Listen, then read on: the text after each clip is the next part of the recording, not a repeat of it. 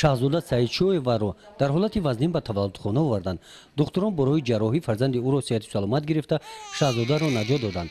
шаҳзода ин фарзандашро дар синни 36 солагиаш таваллуд кард. танҳо барои ҷарроҳӣ ва гирифтани кӯдак ҳолаш сабук гашта, саломатиаш беҳ гашт. тамоми давраи ҳомиладорӣ саломатиаш хуб набуд.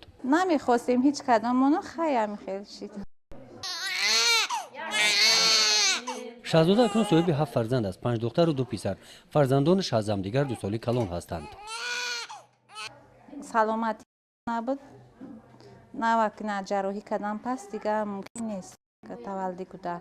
даври саёд буд у вақте ки моро мегуфтанд ки қаҳрамон модар шени хелу мо заитари гапҳо набуд.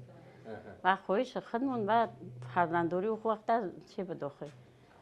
خیلی کرونا بود شده. رفوات نوگویeva رو هم در حالت وزنین به تولدخانه آوردند. کودک او رو هم دکتران برای جراحی گرفته رفوات رو از مرگ نجات دادند. اوکالتش کرده بودم. دیپا زده بودم. بعد ای دیپا گشتم گفتم که اگه دیگه تمام 5 تا کردم همطور دیپا دیگه نمیشه و گفتم. گشتم دخترچم 9 ساله شد نشد. ای پسی هم دخترچه یکی اینا خواست داد خدا قطع شده. رفوات صاحب کلین دو نبیره انتظار نبود که حامله‌دار می شود. فرزند پنجمش رو 9 سال پیش تولد کرده بود. بچه‌م 21 ده، این نوسای کلانم 2 ساله، نوسای مایدگیم این 6 ماه 5 ماه شده 92 ام. اگه ما داخل در کنار فرزند خداوند که دو چیکار گرفتیم دیگه فرزند کرد. در اون مرد هم دخترشون تولد شده بود 9 سال پیش گفتم که دیگه ممکن نیست تولد کنم. ما درک نداشتیم بعد یک 4 ماه گذشته هم حامله‌دار شده بود. بعد خیلی سرش کسلی شیزم.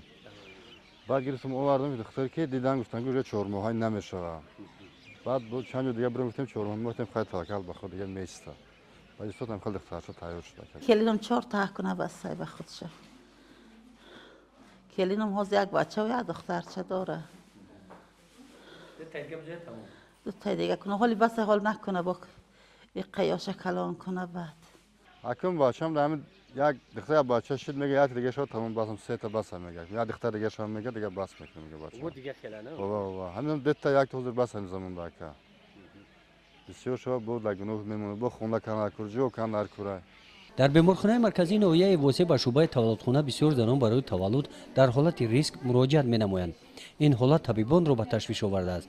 سال گذشته هنگام تولد در ناحیه 2 هفته مادر به قید گرفته شده بود. باز حالت‌های به ما می‌خورد که زنها در حالت بی‌نهایت وزنین می‌آیند یا که در زایش هفتم، هشتم که هرچند ما با آنها نصیحت می‌دهیم که 4 فرزند 5 فرزند هم از روی سلامتی بس می‌شود این حالت‌هایی که زن نمی‌تواند پیشگیری کند یا که وقتی که وی می‌فهمد که حامله‌دار است دیرتر شده است کودک رو گرفتن نمی‌تواند و در حالت وزنین به ما وارد می‌شوند. ما به همین نگاه نکرده به این زن‌ها یاردم می‌کنیم. در ناحیه واسه مرکزی سالمی رپروداکتیوی فعالیت دارد. در این مرکز دکتران به زنان درباره سلامتی آنها، حامله‌داری و به نقشه‌گیری اولیه پیشگیری حامله‌داری مصلحت‌ها می‌دهند.